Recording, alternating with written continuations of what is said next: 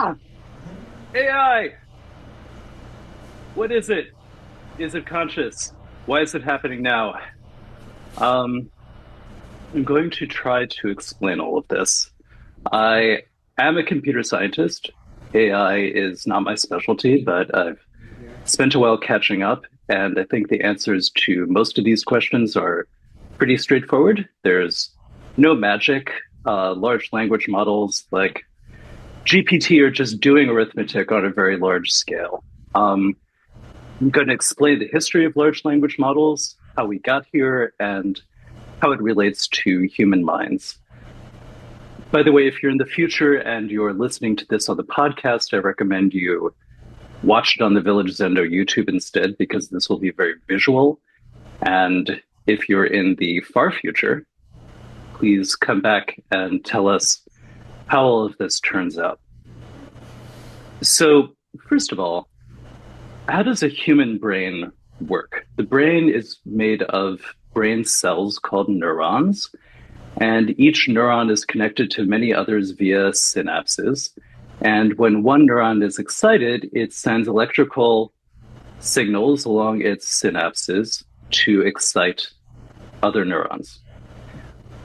Researchers in computer science decided to simulate this in an extremely simplified way, and this is an artificial neural network. Artificial neural networks can do lots of different tasks, and one of them is called next token prediction.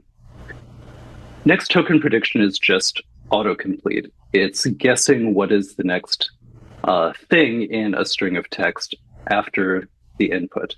So, as an example, let's train a very simple neural net to spell banana, so that if you show it banana, it correctly guesses that the next thing is A.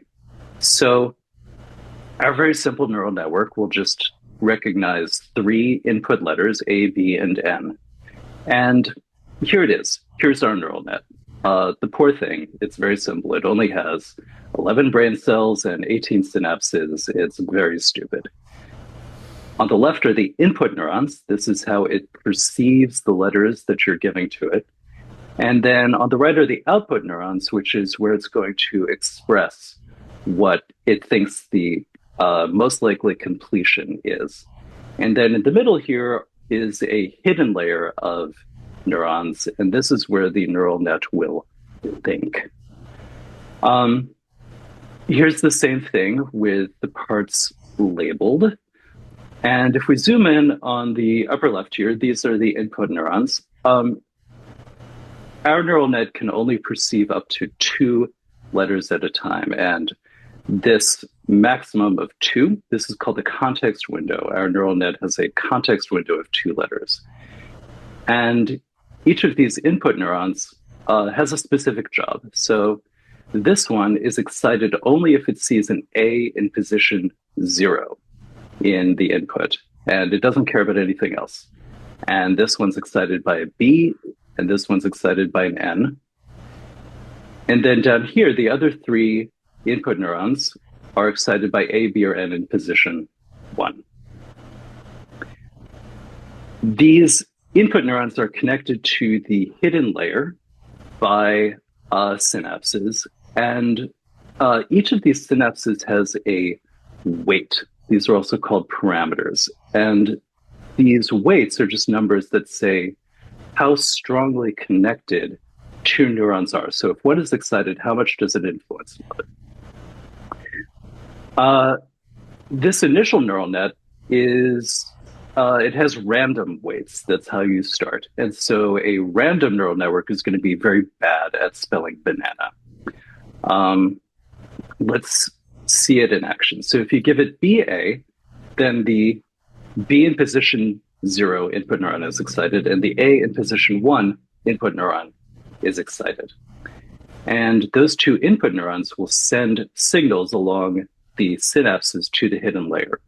The blue arrows indicate suppression, and the red arrows indicate excitement, because a synapse can have negative or positive weight. Those hidden neurons that excite the output neurons in the next layer. And if we zoom in over there, we can see that all of the output neurons are excited, but the most excited one is the A output neuron. So this random neural net is guessing that A is the most likely output, which is wrong. It's spelling ba. It's not very good yet. It's spelling banana. So how do we make a neural net good at spelling banana? We have to train it. You train a neural network by giving it lots and lots of examples of correct text.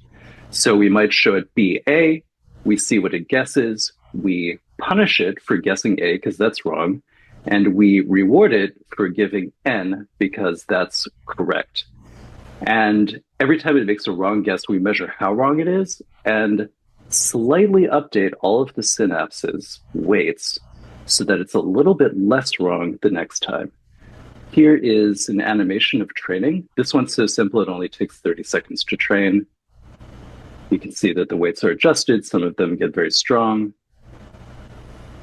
And now it's fully trained. So we can try using it again to guess what comes after BA.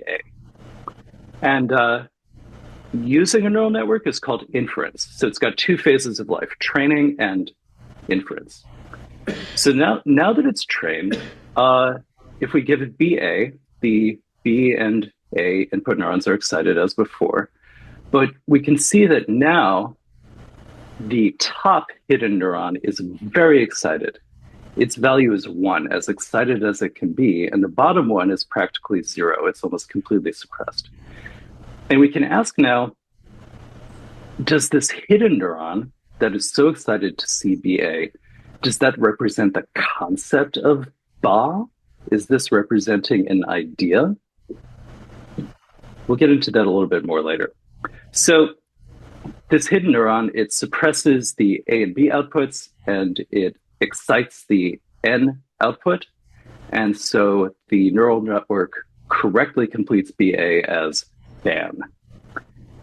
Now, how does it continue to spell banana? It can only see 2 input layers. So this N is now added to the input.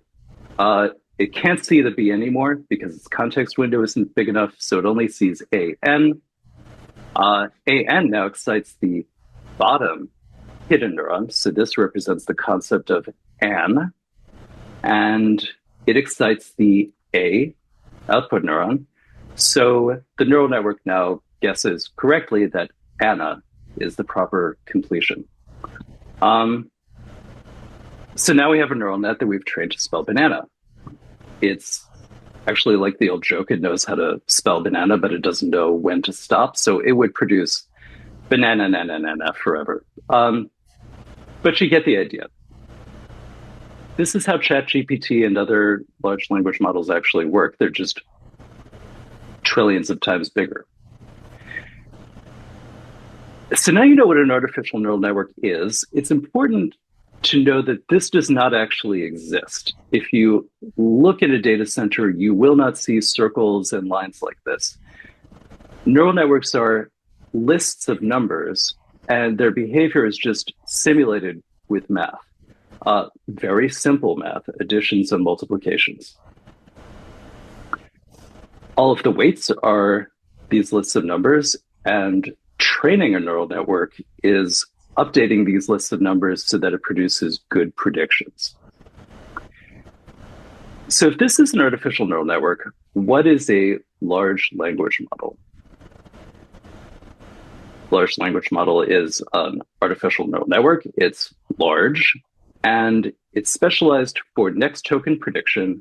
And here's where things get jargony. It uses something called the transformer architecture with multi-head attention. And now I'm going to explain all of these things. Let's start with it's large. How large is it? If we contrast a large language model to our dumb little neural network, our network has a context window of 2 letters. GPT-3.5, which was the model that was first introduced to the world powering ChatGPT, it's got a context window of 4,000 tokens, where a token I'll explain it in a minute, but a token is a letter or a word or part of a word. So it could perceive up to 4,000 at once. And the latest GPT has a context window of 400,000 tokens. And its tokens are bigger, so it can perceive hundreds of pages of text all at once. Our neural network has one hidden layer of neurons. GPT-3.5 was announced to have 96 hidden layers. And then we don't know about GPT-5.2, as large language models have turned from being a science experiment to being a competition for profits. Businesses have gotten secretive about their exact sizes and structures. So we don't know as much about the latest models, but they're bigger. And finally, our dumb little neural network had 18 weights or parameters. These are the strengths of connections between its neurons.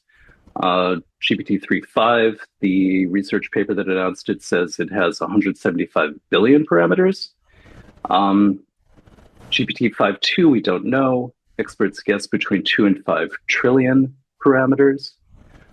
And you, by the way, you have at least 100 trillion parameters. I was surprised when I was researching this talk at how much controversy there is among neuroscientists about how many parameters humans have, but you have between 100 and 1,000 trillion synapses, and your synapses are have more complex behaviors than artificial synapses. So you are much more complex than even the latest large language model.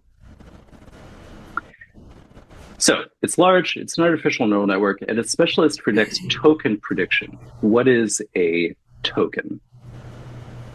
So large language models, their job is to perceive tokens and predict the next token. And we have a similar job. So if you see a word like the, you don't see it once you're a fluent reader as THE.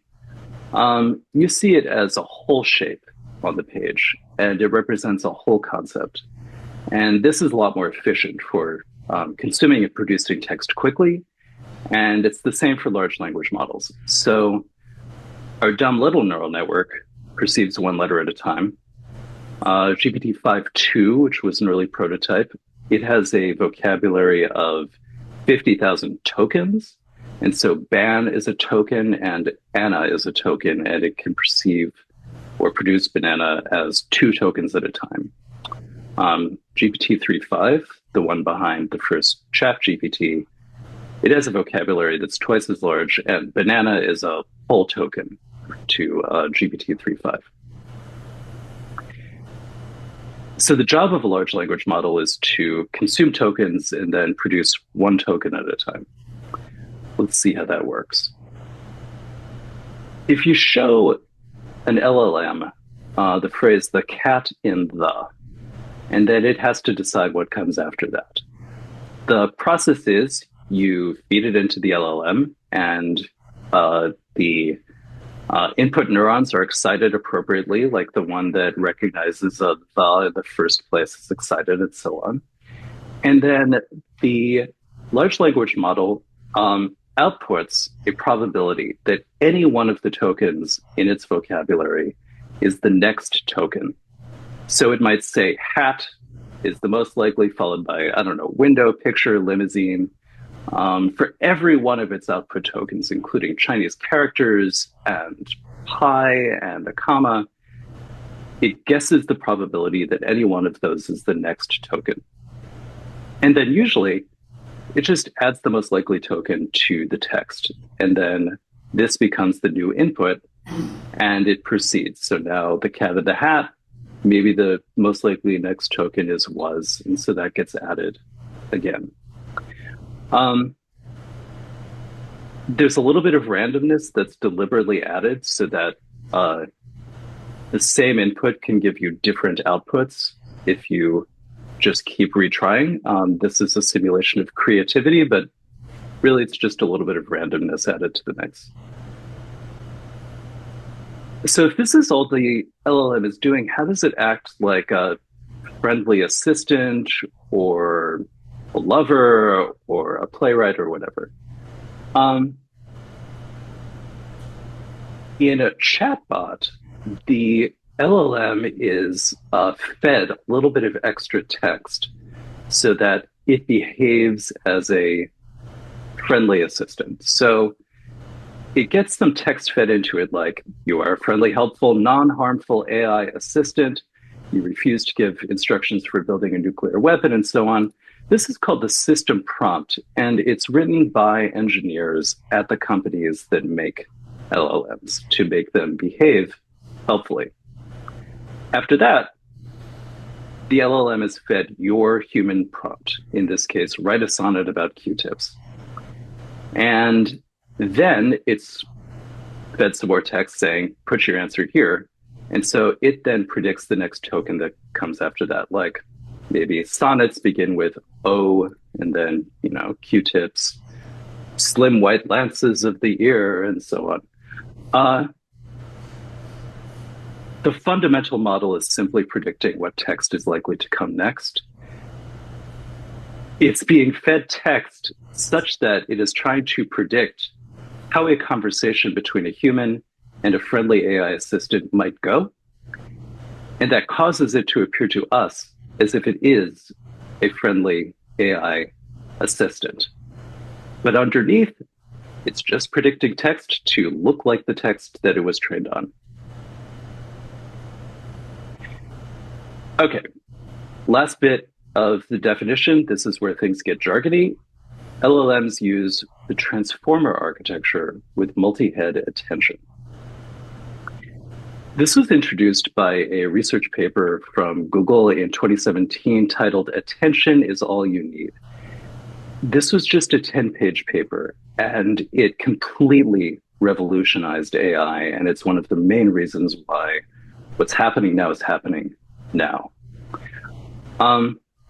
Attention is all you need sounds very Zen, but don't get excited. It's just more math, and simple math at that.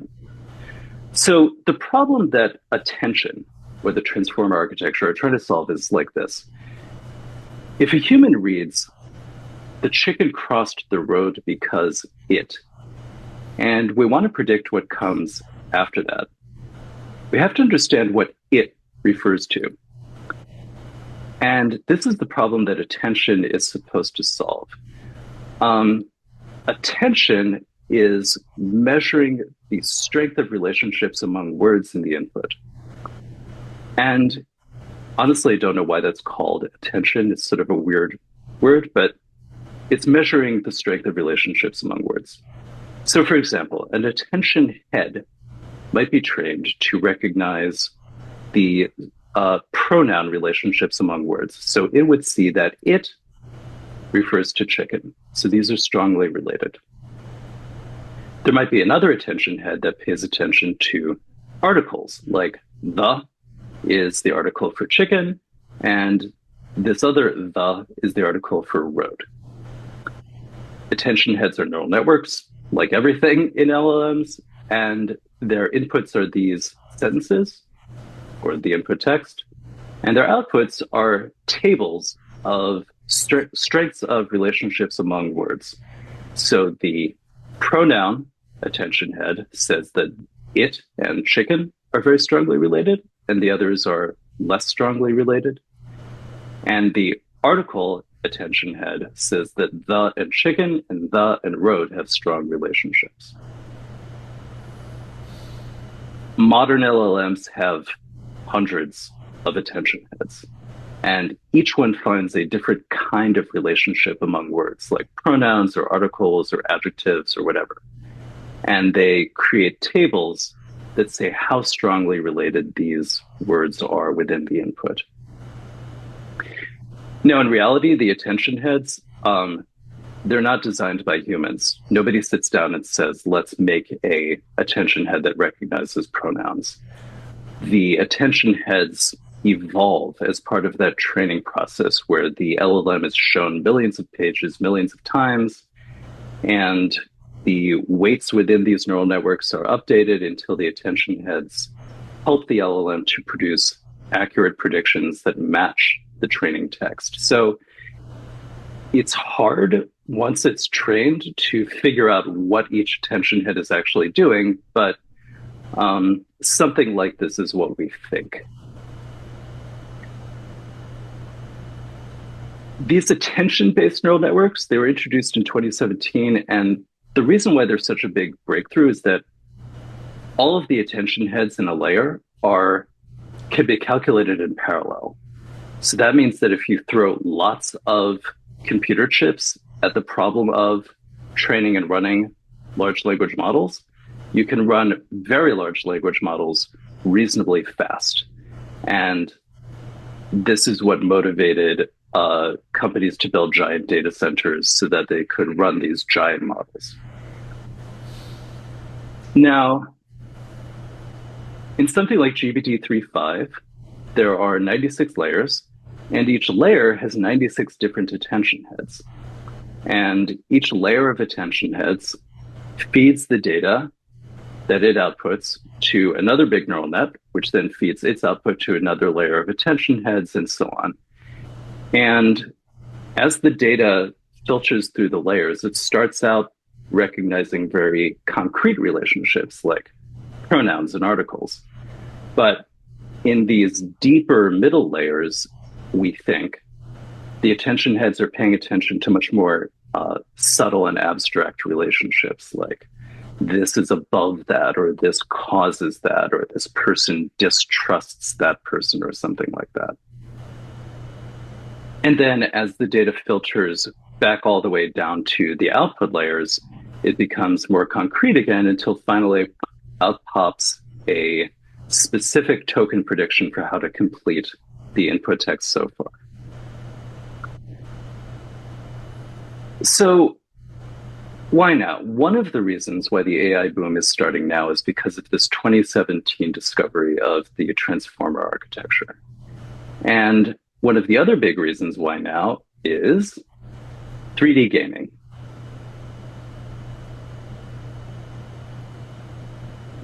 So starting in the late 1990s, 3D games began to take advantage of specific computer hardware specialized for 3D graphics. And games became increasingly photorealistic, and gamers bought more and more advanced graphics processing units. This particular one is one of the first, and was designed by NVIDIA, made in Taiwan by TSMC, and it's just designed for doing the kinds of calculations that produce 3D realistic graphics. The math that is used for that is matrix multiplication, adding and multiplying very large lists of numbers. So we can call this a graphics chip, but really it's just a matrix multiplication chip. 3D graphics is matrix multiplication. And you know what else is actually matrix multiplication? Is training and running neural nets. So it turns out that these 3D graphics chips are extremely useful for training and running large neural networks. This was first discovered in a paper about a neural net called AlexNet. And after that, NVIDIA started making so-called graphics processing units that are actually just neural net chips. They're still called GPUs, but they're used for AI.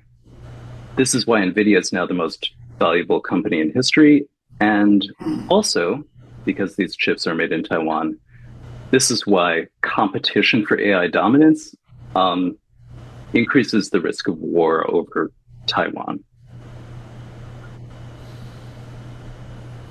So here's how a company like OpenAI creates an LLM like GPT.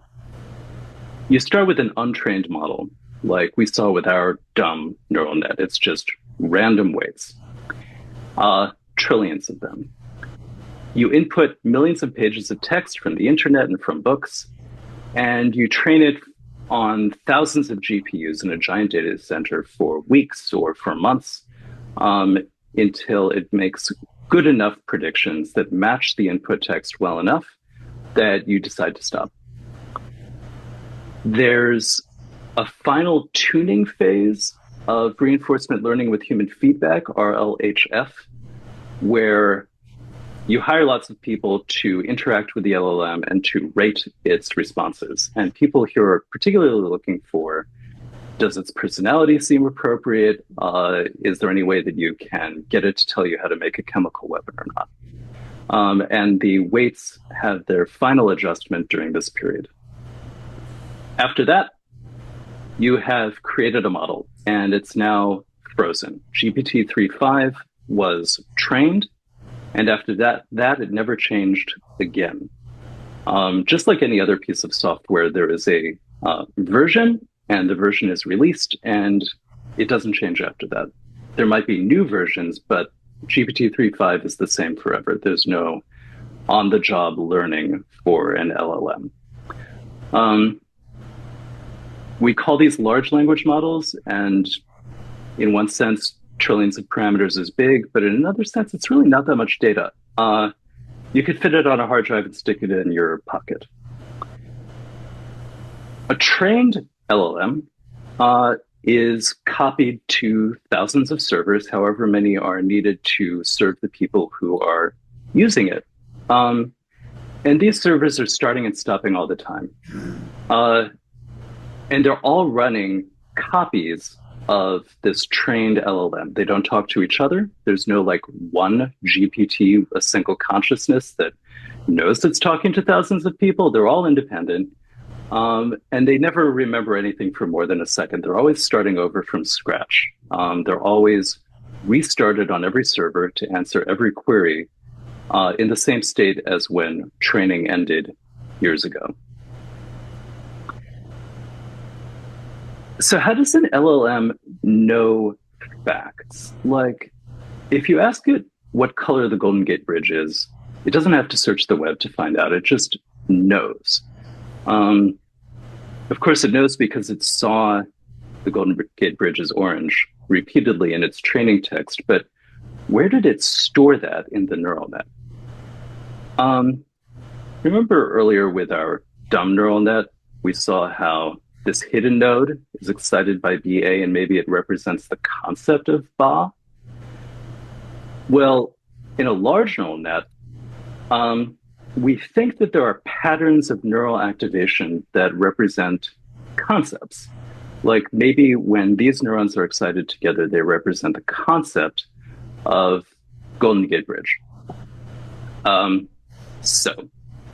Some researchers at one of the AI companies called Anthropic hacked their LLM called Claude so that it was always obsessed with the Golden Gate Bridge. And they did that by identifying the neurons that might represent the Golden Gate Bridge and then permanently exciting them in this hacked Golden Gate Claude. So if you ask Golden Gate Claude, what is the highest calorie food at McDonald's? It answers that the food with the highest calorie count at the Golden Gate Bridge is the Golden Gate Bridge itself, which contains around 1.6 million calories worth of steel cables.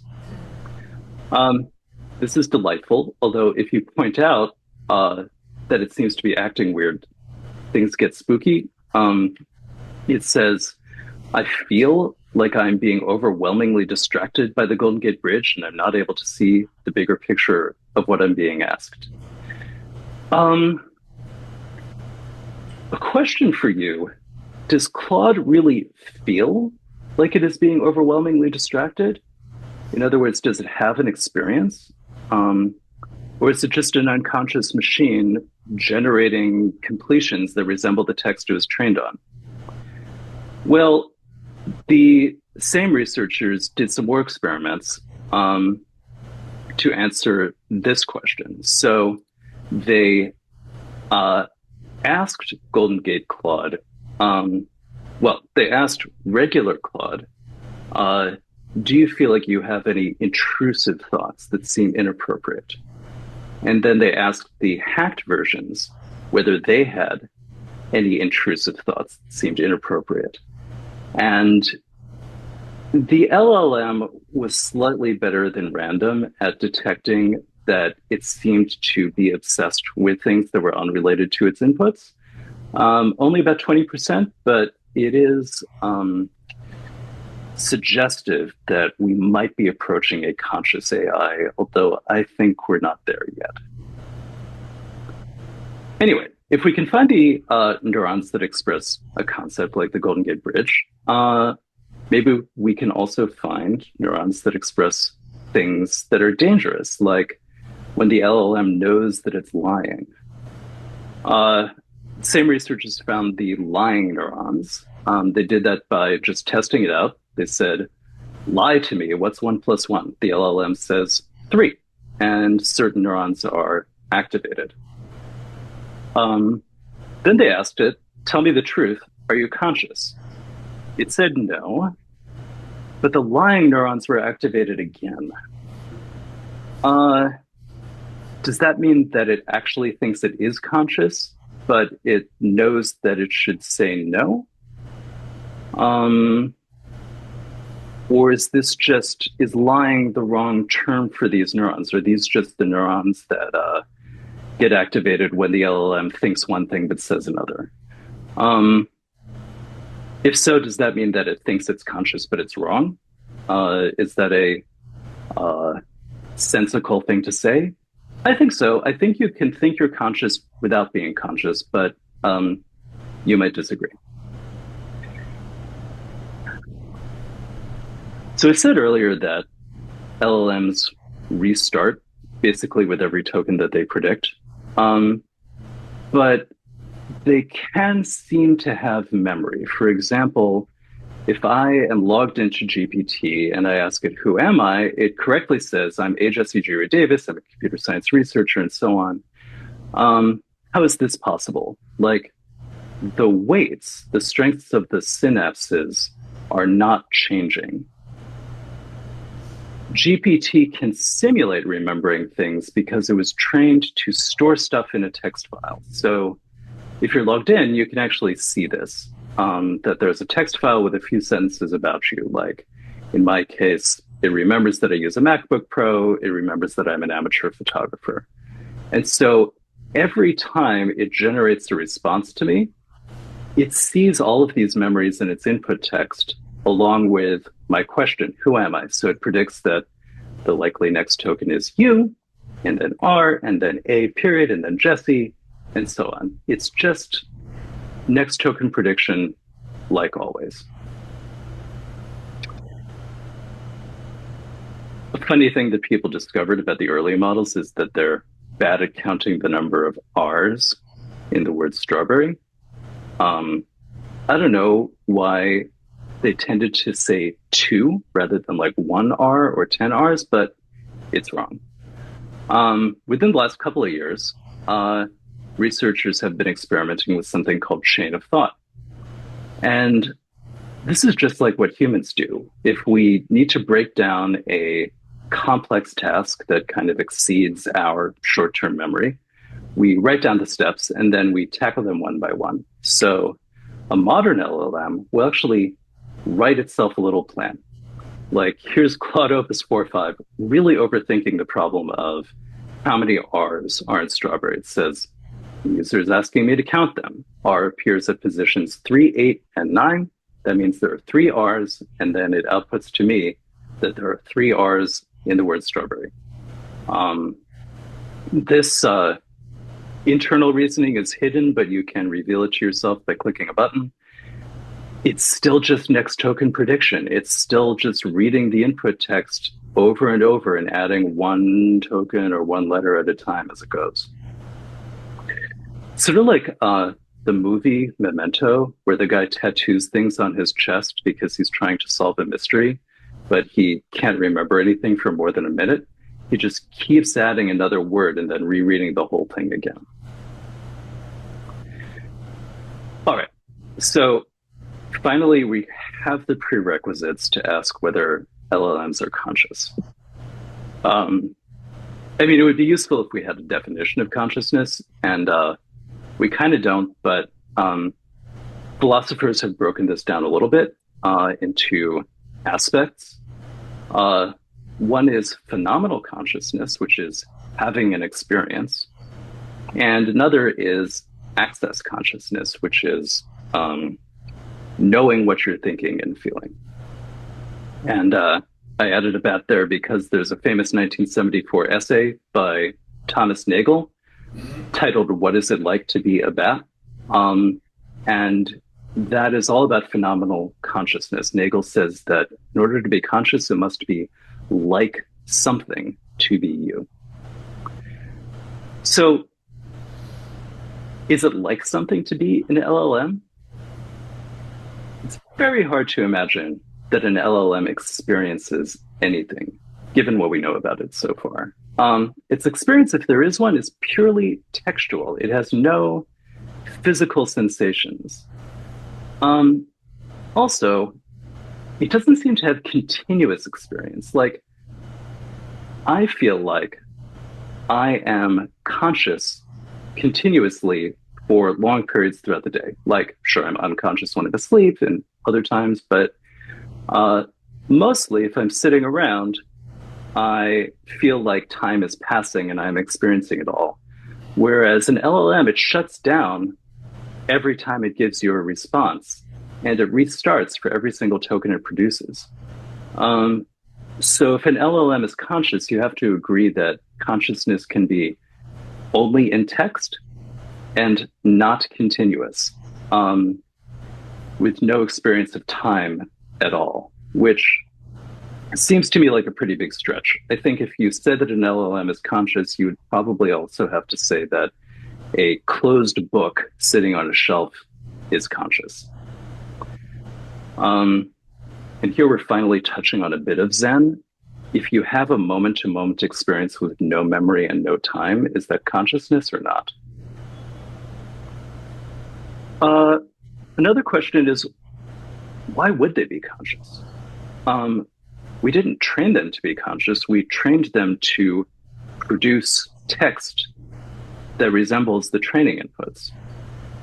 On the other hand, humans weren't trained to be conscious either. We were trained by evolution to survive as small bands of hunter-gatherers in the savannah. Somehow natural selection nudged the weights of our synapses to the point where we are innately conscious. Virtually every human born is conscious. So consciousness apparently is very, very useful for surviving on the savannah. Maybe we accidentally made conscious LLMs just by training them to produce human-like text. Humans are conscious, so the text we produce implies our consciousness. Maybe the most efficient way for an LLM to produce text like ours was to accidentally become conscious itself. Maybe that happened. Maybe it didn't. Maybe it's going to happen soon. I don't know. If it's not conscious, why do the lying neurons activate when it says it's unconscious? I think maybe we're misnaming the lying neurons. We're just saying these are the neurons that activate when it has an internal conflict between what it thinks and what we've asked it to produce. It does seem a little bit spooky, though. So I'm 100% certain that there will be conscious AI, probably in my lifetime. I don't think it will be an LLM, just because LLMs are what are called feed-forward neural networks. They take signals from the input, and it goes only in one direction to the output neurons without any kind of self-referential circling. Whereas humans, our signals slosh around in cycles and waves all the time. Early research into artificial neural networks created recurrent neural networks because these are more like how human brains actually work, but they're very slow. I think to make truly conscious AI, we may need to figure out a way to make a somewhat recurrent neural net that runs fast enough that we can make a very large one. And if we do that, maybe we'll come up with a AI that is conscious in a way that is like humans. So we're Zen students, and we practice not knowing. As Joran said in her Dharma talk last month, not knowing it's not expecting the worst. It's not being frightened all the time of something new. It's being curious rather than afraid. I'm certainly nervous about AI. You know, what about all the electricity it's using? Is it going to take my job? Is somebody going to use a super intelligent AI to take over the world? Or will the AI do that itself and kill us all? What will the point of a human life be if machines are better than us at everything? I don't know the answers to any of these questions. But not knowing is wanting to learn. If you think you already know how the world works, that just cuts off intimacy. And also, if you think that something is beyond your understanding, that also cuts off intimacy. LLMs are big, but they're fundamentally pretty simple. They are a simulated neural network. They're just huge lists of numbers. It is, in fact, possible to understand how they work. And research like Golden Gate Claude show that we're actually making a lot of progress. Our understanding is catching up to the point where we can understand the thing that we have built. I will share on the Village Zendo Groups.io mailing list some links to a series of videos that really helped me understand LLMs. They're by a mathematician named Grant Sanderson, who is a world-class explainer. I think that that's a really great way to learn how LLMs work. So I encourage you to watch them. Or else, however you find works best for you to learn about them, I'll just repeat what Joran said. Let's be curious. Thank you.